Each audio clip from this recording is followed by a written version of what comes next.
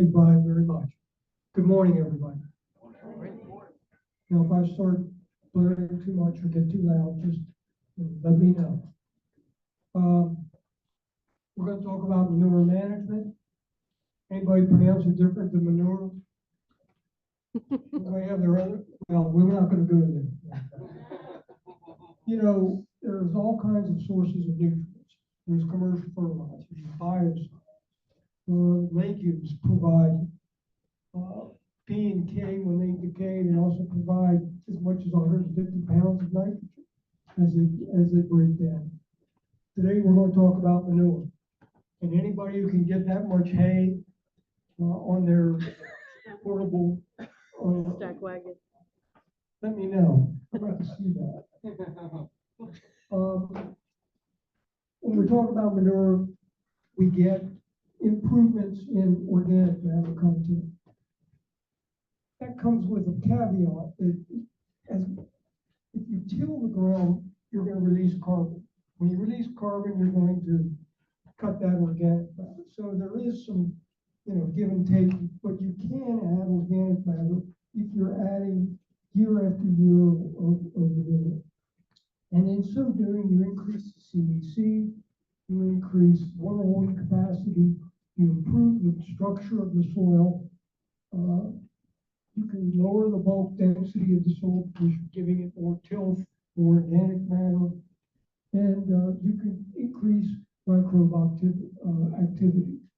We've known this for years, and now what is the word we're using now to kind of characterize that? Soil health. Soil health. We've known it for years, but we're trying to improve that and take advantage of that. It recycles nutrients. Back in the day, we didn't even count manure as a nutrient source. It was a waste product. At least now we're not only counting it, but we're counting on it in some respects as it relates to, say, sulfur, where we're not getting it from the atmosphere anymore. It reduces the amount of money spent on commercial fertilizer. That again can be give or take depending on the fertility of your soil. Sometimes applying manure to fields can actually cost more than using commercial fertilizer because of hauling it, loading it, spreading it, the wear and tear on the equipment and so on versus utilizing commercial fertilizer. So there is an economic factor to it as well. It can also reduce energy spent on producing commercial fertilizer.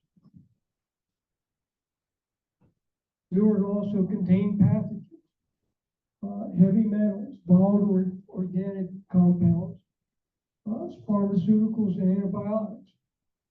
It also can be dangerous with the gases it can release. How many of you have heard of an accident where a farmer or a couple farmers or even a fireman have lost their lives going into an area where there was stored manure?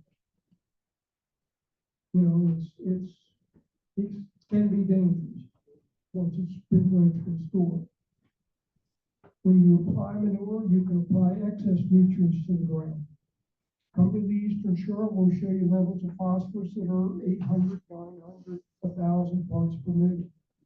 Because back when that was being done, we had no knowledge that phosphorus not only was being held, but it could be released. We didn't know it could be soluble.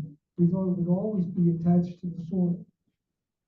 And in the mid to late 90s, we found out that was different.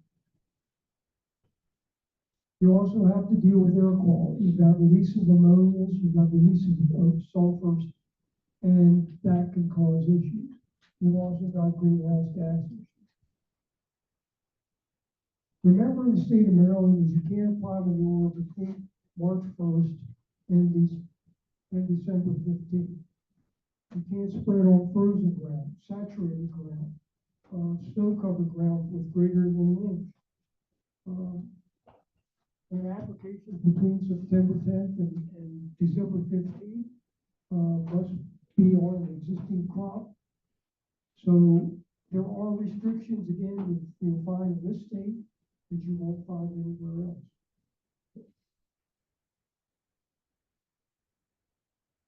It's also, just like commercial fertilizer, something that you've got to watch where you're spreading it. You know, you've got neighbors, you have water, you have wells. All these things should be taken into consideration and look at buffer zones around these different things, whether it's your neighbor's home, whether it's your neighbor's well or your own well, whether it's sinkholes. I could tell a story about sinkholes and a neighbor's shower turning black. And then a day later, it was back to normal. But the reason was somebody spread manure. We had 2 inches of rain, went in the sinkhole, and ended up in his well. And there's no real consequence for that because it was groundwater rather than surface water. So keep those things in mind.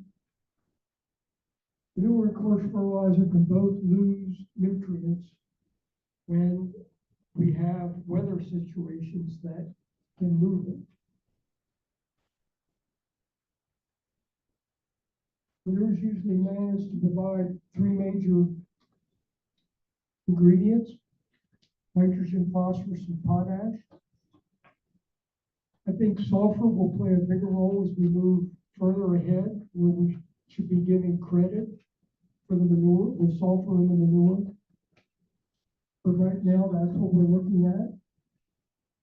We certainly look at what the manure is providing, but it's not just a simple matter of nitrogen, phosphorus, and potash. Here we have a soil sample or a manure sample, we go forward. P and K, that's pretty straightforward. Nitrogen is a tricky subject. Plant availability of the phosphorus and potash is basically what you see in the sample. It's immediate. So when you are utilizing a sample, again, that phosphorus and potash is considered all available. We're talking about nitrogen. There are many reasons as to why it may or may not be all available.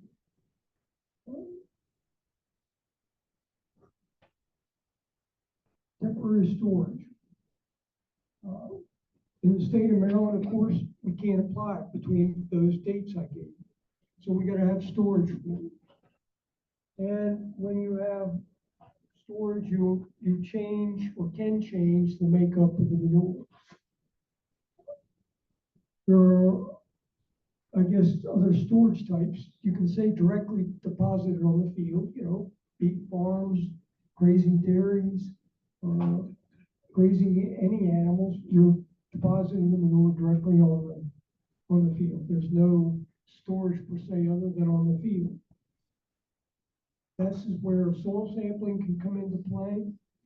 And while there are, I guess, some negatives to using something like a chain hair in a horse pasture or a beef pasture to spread out those cow pies related to dung beetle, it also spreads out those nutrients. There are other ways to spread out nutrients or target where nutrients go by using things like moving your mineral feed or rolling out your hay.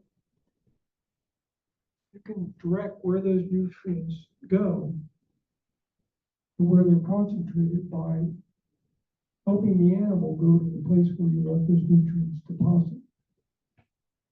There's also liquid lagoons, the dry stack barn, and compost manure. This is your cow on the pasture and directly depositing it. Can we tell where it goes? No. We can direct it in some ways, as I just described, but really, it's up to him.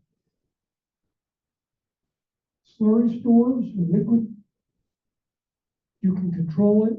You can tell how many gallons you're putting on.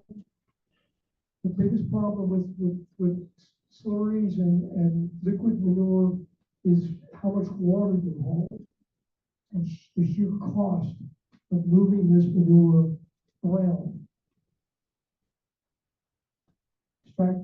Dry stack in a barn, certainly something where you have less tons or gallons of liquid that you're moving around. The application rate may not be as uniform as it would be with a liquid, but you're certainly hauling a lot more nutrients and less just water.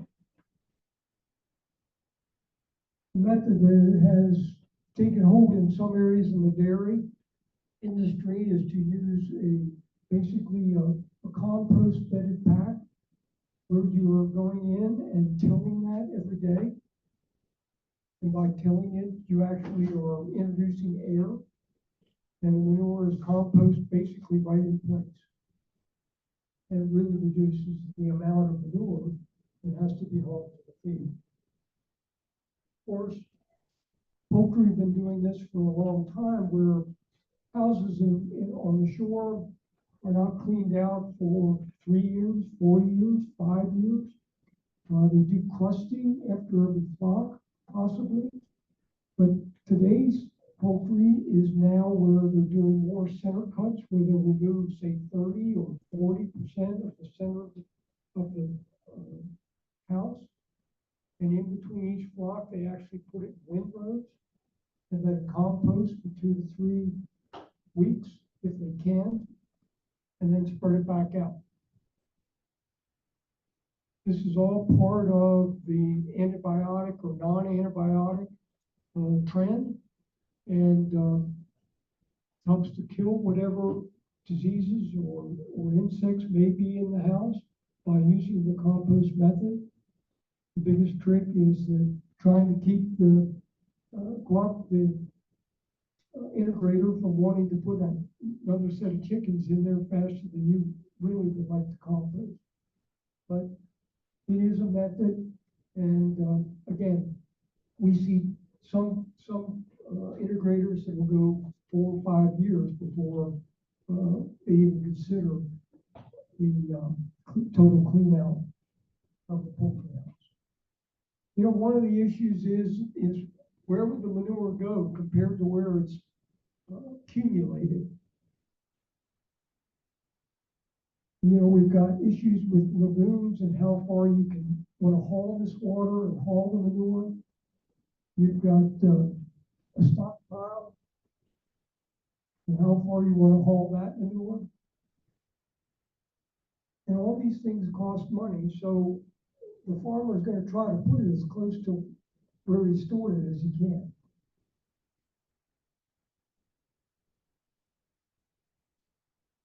There are factors that affect how much manure is generated. How many of you have seen this book, gotten this book? You've seen it online. It is an excellent source for the test. And I'm going to reference it a good bit. But you can find this online. I think it's under our website. It is, and MDA. Right, MDAs as well. So make sure that you look at this. We're going to talk about manure as a nutrient source, written information by Dr. David Hansen, who used to be at the University of Delaware, is now at Oregon State. The quantity of manure produced varies considerably, not only by species, but also because of diet and metabolism. And within species, there can be differences, primarily due to the kind of bedding and the feeding source that we're feeding the animals. There's a variation in the NPK levels, the content among species, and more than 50% of the NPK passes basically through the animal and back out the other end. Nitrogen can be lost to the atmosphere, phosphorus and potash basically lost through runoff or leaching. What is an animal unit? It's 1,000 pounds. Now, we'll typically say one beef cow is an animal. That's a, kind of a misnomer, because we all know not all beef cattle weigh 1,000 pounds, but, a lot of horses weigh 1,000 pounds too. So, is that you've got some way of figuring out a uniform scale, no matter how many kinds or types of animals you have, based on their weight. And here you have a kind of an example of how many animal units and how much manure is being produced per animal unit. Again, that's on page 209 of the Mid-Atlantic.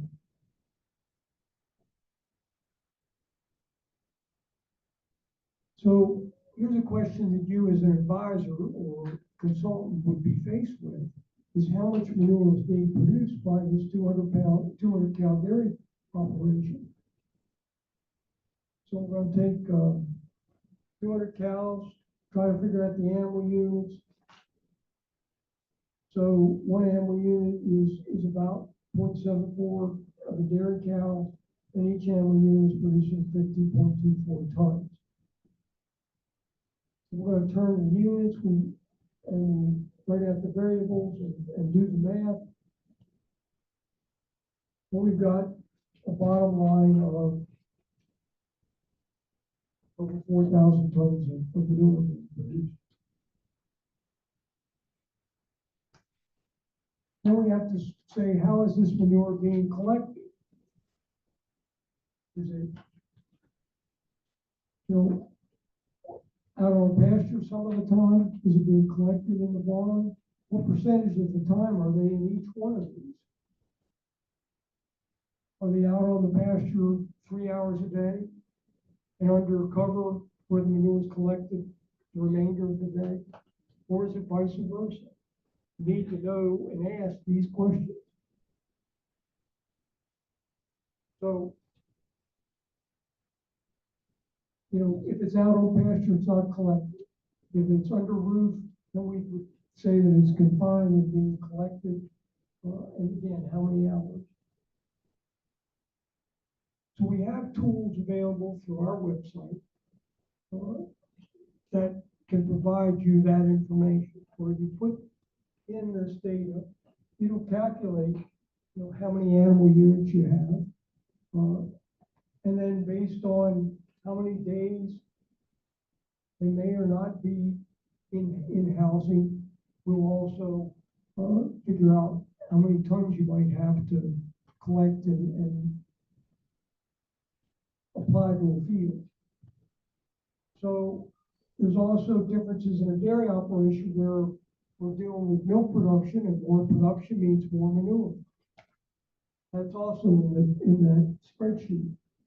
And then, of course, we also have to consider the different types of livestock we have on the operation, what their weights are, how much time they're spending. And each class of that also is producing a certain amount of manure per animal unit. There are differences there.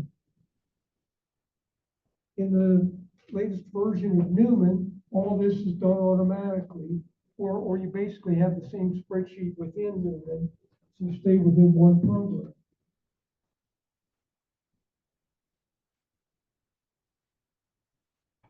There are factors that can cause variation in the nutrient level of the manure.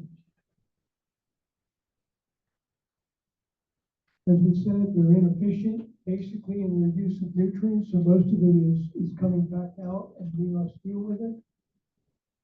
Diet type can change what the content of that is. There's also a lot of species variation between swine, poultry, beef, cattle, and so on. The addition of phytase to poultry rations made a drastic difference in the amount of phosphorus that was found in manure. Type of bedding can affect it. How much bedding are you using? And is it straw? Is it sawdust? What is it? What do you use it?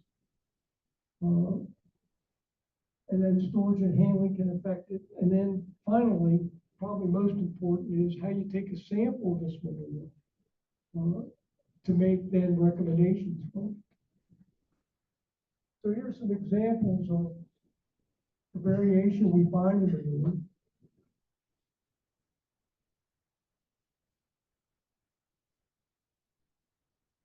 And even more variations when we talk about other nutrients. And again, all this, we don't worry about these minor nutrients, but you can see the variation depending on how it's stored. Here's, look at the variation just in sulfur.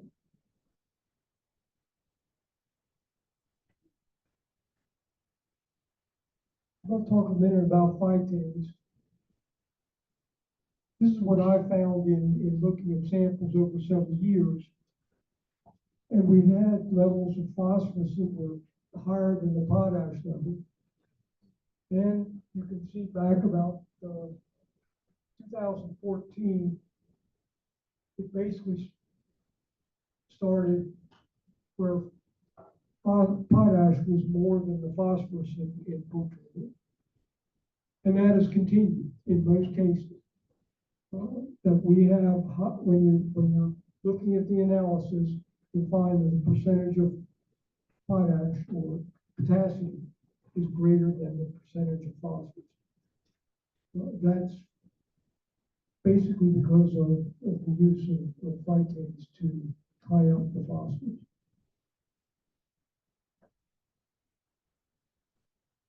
You have different crop removal levels of phosphorus and potash. If you look at full season grass, you know, you've got for what was that, per ton. So this is the amount being removed. Corn, and then look at corn solid for we're harvesting the whole plant. Look at soybeans. There are differences across species, across different crops, and we need to keep that in mind.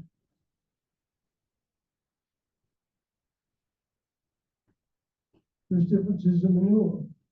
This summary is available online at our website. So if you don't have a sample or you're trying to look at maybe general book values, this is a source where you can look at different types of animals and see what the variations are. So here's where we were applying different types of manure to corn, and there were the requirements of a medium FIV soil test and how much we were applying at different rates of these manures. In this particular case, you know, we were not meeting the needs of nitrogen, more than meeting the needs of phosphorus and potash at 2 tons to the acre. Not quite there on phosphorus, but more than meeting it on potash from solid cattle. And liquid cattle, again, meeting the potash needs greatly and falling short on phosphorus. Anybody give me an idea as to why that cattle manure doesn't meet the needs? What do cattle eat? They eat grass. Grass is high in, and it has a higher need for potassium than does phosphorus. You are what you eat. Our efficiency isn't the greatest. So what's coming out the other end? More potash than phosphorus, because that's what they're eating. They're eating a forage that has more potash than phosphorus. When you switch that around to poultry, they're eating more corn, where there is more phosphorus than potash.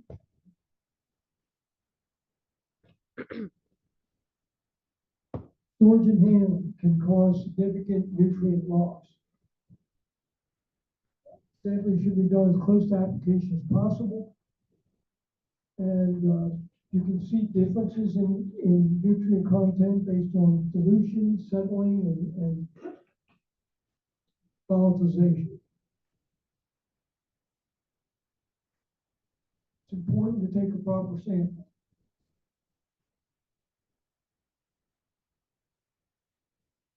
Here's what you find on a typical analysis. Those things highlighted are the things that you will need to make calculations based on what, to figure out what manure is providing to the field.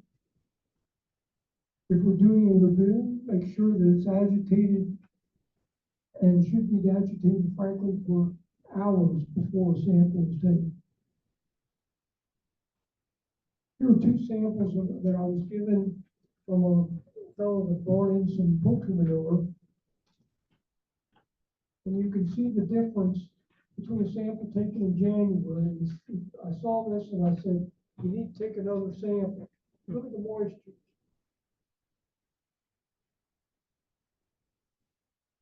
A pile in the field will get wet on the outside.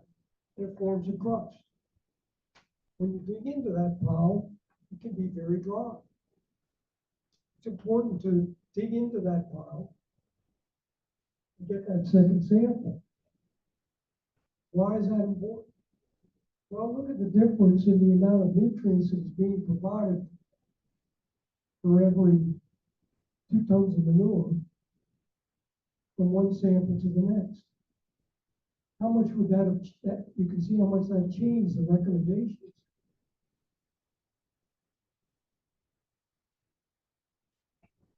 pH is lost in storage is very low. You may not pick it up. And the reason, say, in a lagoon, you don't pick it up is because it's all settled to the bottom, especially phosphorus. Potash can be more soluble.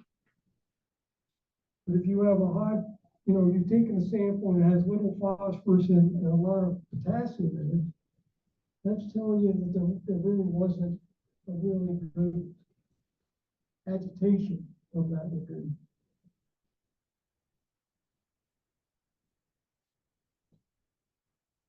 We've got different ways we move this manure around. We scrape it, we push it, we flush it. And all these things can affect content of the manure. You can get nitrate leaching, even in storage, depending on the type. We don't like to see that, but there are instances where, we're using old clay lined lagoons, and they aren't as sealed as we would all hope. There are emissions in nitrates and nitrites related to gases and ammonia as well. So there are all these different escape routes for nitrogen. Every time you stir it up, there's a good chance that you can smell your work, and that's a good sign that ammonia is being released.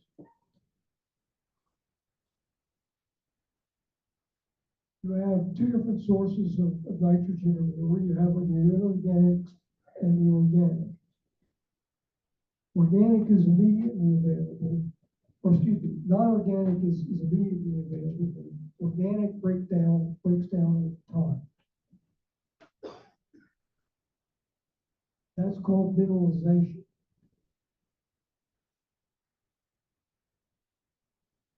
Again, by moving it around or doing it in different ways, you can see that there are differences in the losses.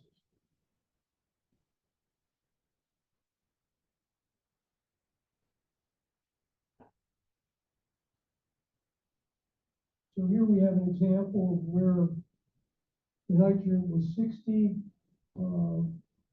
We have a factor of 0.5 where a certain percentage of that is going to be available. And then we've got another factor related So you can see for phosphorus and potash where that level doesn't change because there aren't the same types of characteristics to phosphorus and potash as along to nitrogen. So the organic bonds with a molecule, the inorganic ammonia and nitrate, they can move. So let's take an example where somebody puts down all of their nitrogen first thing in the spring, and we get huge rainstorm, 2 inches of rain.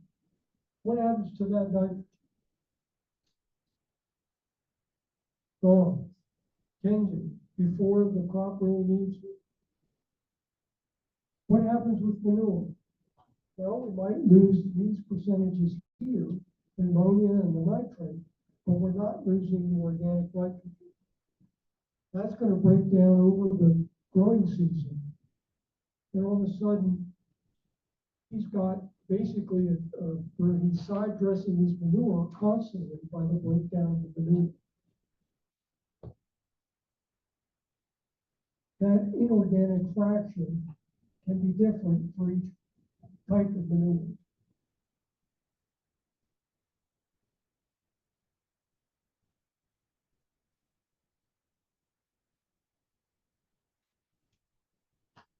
So it takes bugs, microbes, to break down this nitrogen in the inorganic form. And again, that can depend on moisture, that can depend on temperature. If we have a cold, wet spring, those microbes are not going to be as active. If it's a hot, dry summer, they're not going to be as active.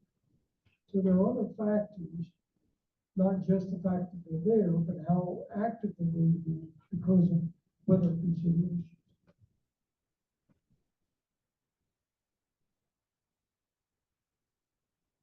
Here's an example of what we are doing as far as giving manure credit over several years.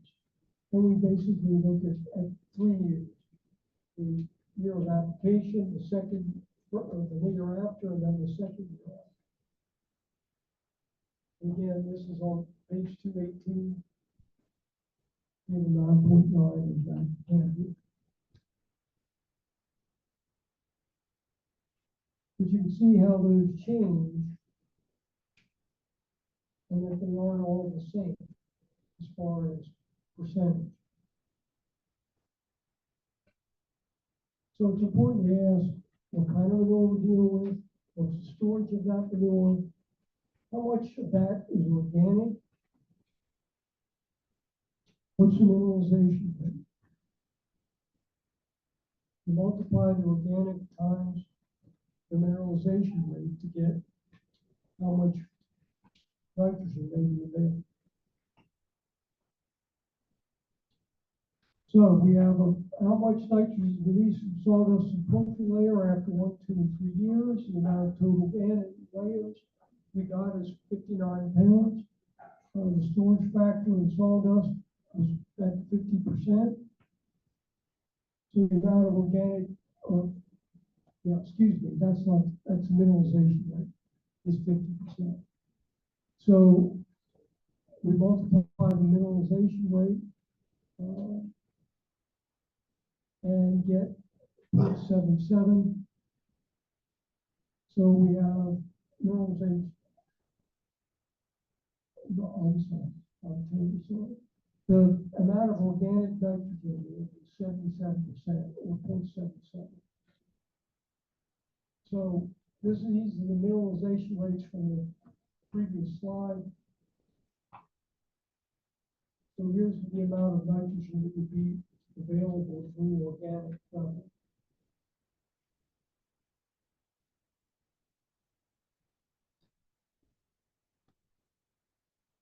If the test question says you have 20 pounds per ton of organic nitrogen, then just multiply by the mineralization rate. You don't have to worry about those other factors. if you're given this information, that you've got 20 pounds per ton of organic nitrogen, then just move on to the mineralization rate and figure your end use.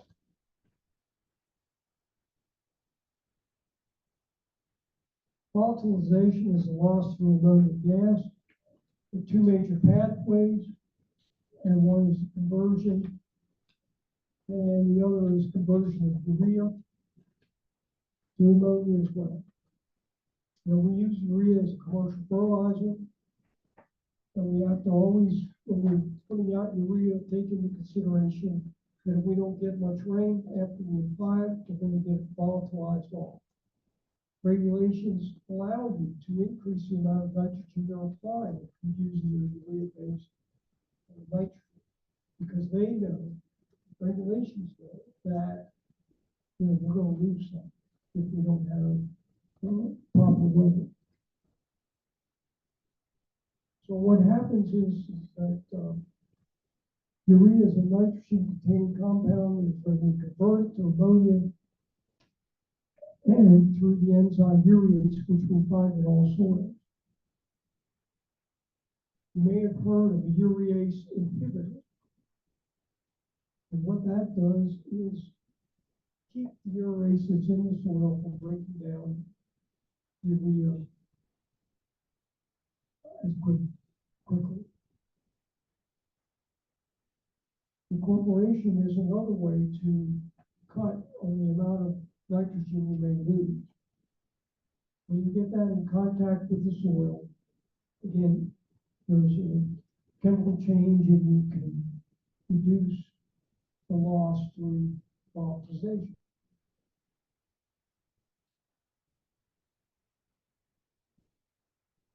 There are advantages and disadvantages of utilizing incorporation. You can conserve the ammonia. You can get the ammonia closer to the root zone. You can cut the amount of odor from the manure. You get some short-term organic incorporation, and you can reduce plant issues. You're trying to plant through, and you can imagine, a heavy dose of manure can be really tough to get issues related to ammonia. Disadvantages: you increase the risk of soil loss. You are destroying the soil structure. We just talked about soil health, and you're destroying that soil health that's going in the top 2, 3, 4 inches. And you're getting a long-term reduction in organic matter, as we talked about what happens with tillage and the release of carbon. There are tools to monitor how much nitrogen is available from the manures.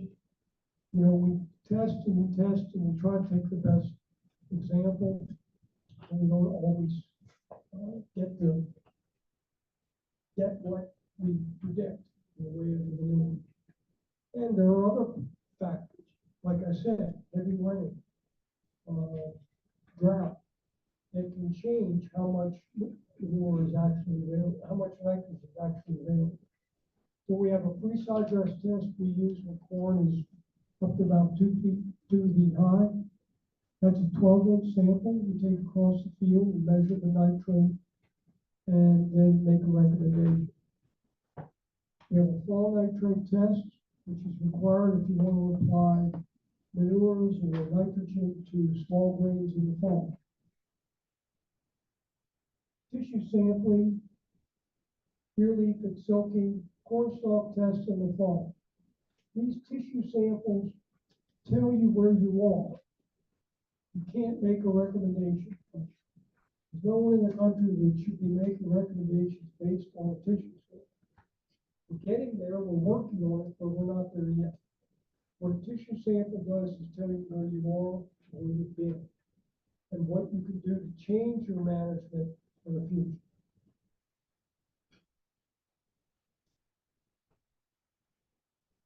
There are other factors that affect, the application of liquid manures, slope, stream, pond. We talked about sinkholes. You never spread on saturated soil, and spraying on coarse soils like in western Frederick County, Washington County, can be very tricky.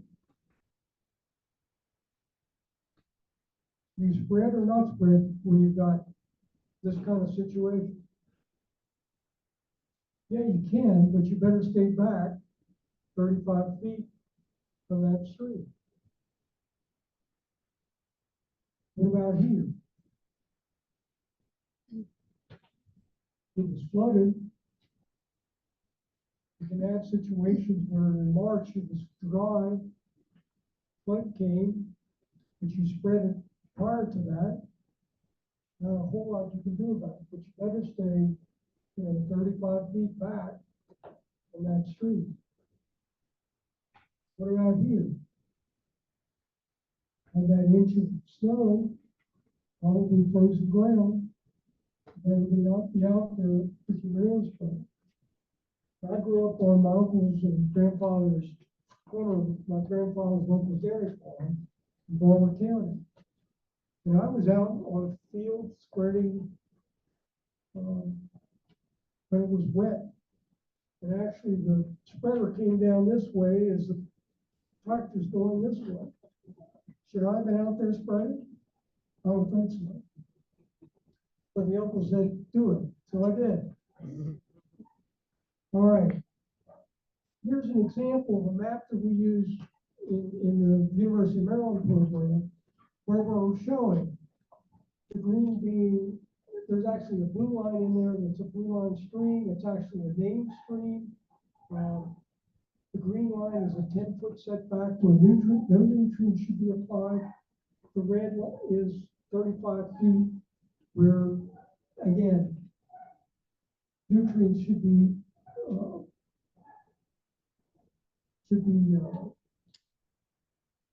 where there's no broadcast.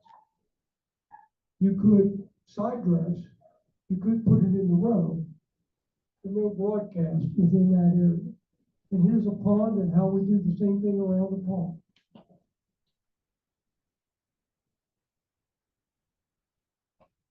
Spraying equipment is important that it's calibrated.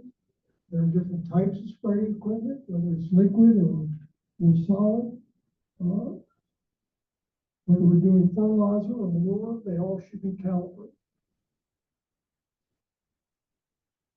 Pay close attention to the manufacturer's manual on how to calibrate. We'll talk a minute about the swath width. A lot of folks think their spreaders will spread 50 feet, 90 feet. When you actually do a swath width test, where you put out sheets and measure how much manure is being caught, well, you find out something different. So there are different methods. You can use the TARP method. You can use loads per field if you weigh the loads. There's several different ways that you can calibrate your spreader. There's a website where you can find fact sheets on spreader calibration. They're really quite complete.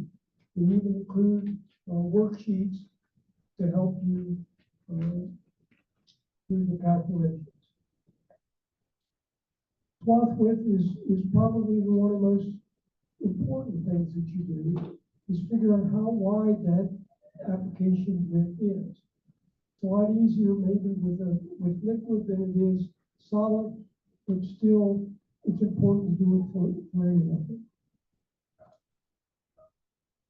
It's a typical situation where we've got a swath width of 18 feet, and we can see an application rate about 14 tons to the acre. But you can also see how we have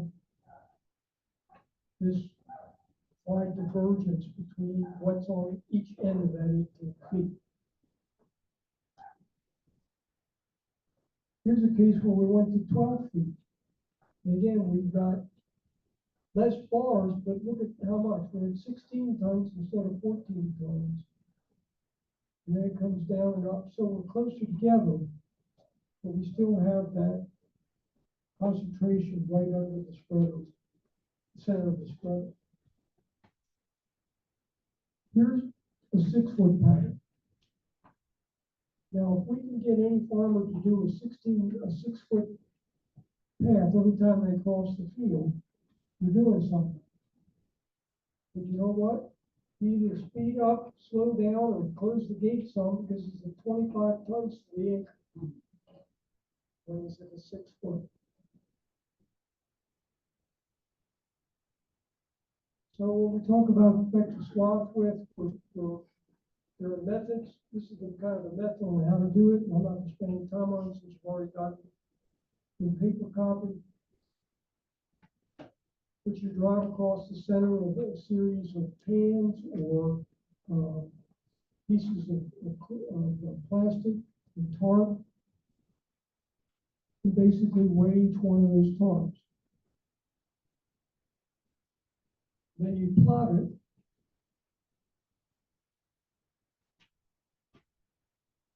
Look at half and come up. We're looking at the effective swath width of 15 feet.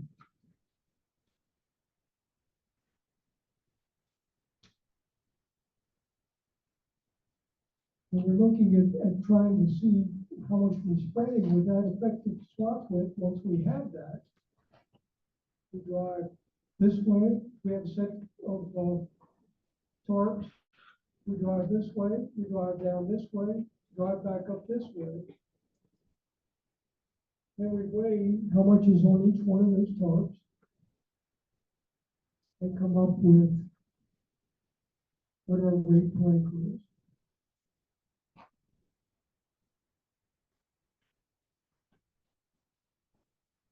And again, I'm not going to go all through this, but you have it in your handout.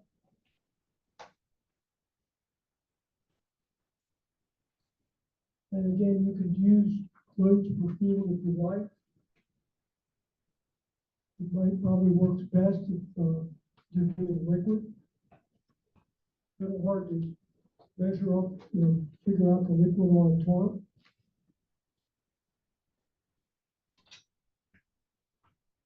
But the major drawback of using loads per field is you can't go back. It's done. Oops, you put on too much. Oops, you put on too little.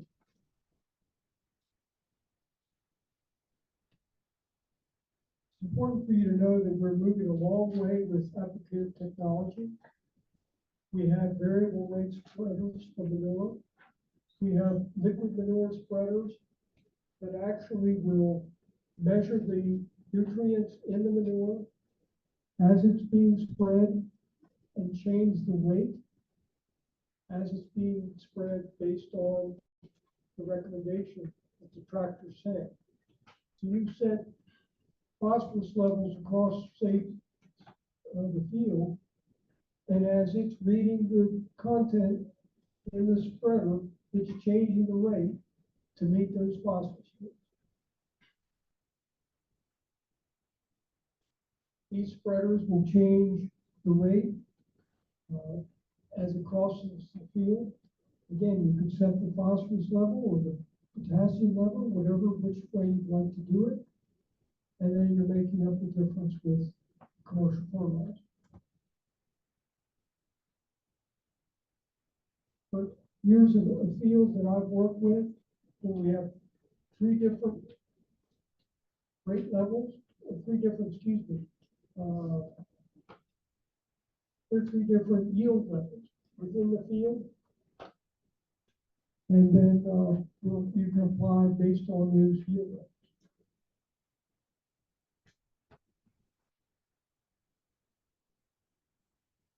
The same thing that we're doing now with commercial fertilizer will eventually be coming with manure technology.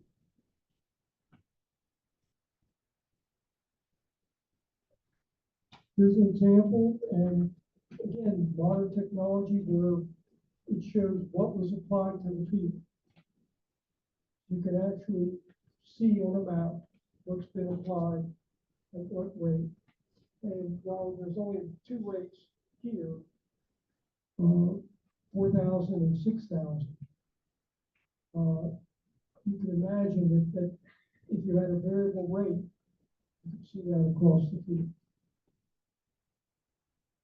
Always remember to cover the whole field as much as you can, and remember where you haven't spread. Here's a case where I was doing some zone sampling. I found high phosphorus and potash levels on either end of the field. The middle was low in phosphorus and potash. Why did that happen? Because the spreader started here, ran out of manure here. The spreader started here and ran out of manure here.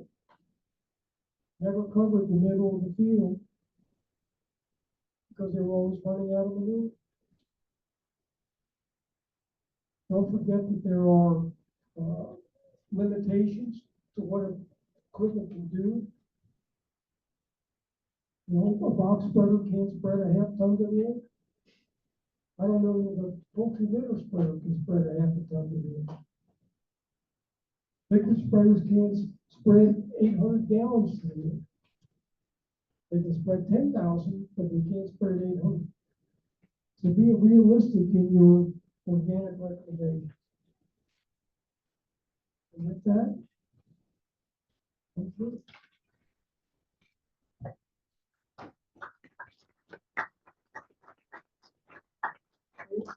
Any questions or thoughts?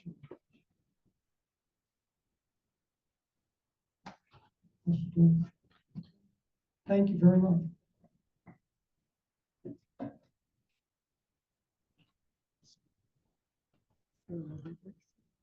If you want to go, you can. Yeah. All right, we have a break for We have a about break. 15 minutes if you want to hit the restrooms and everything.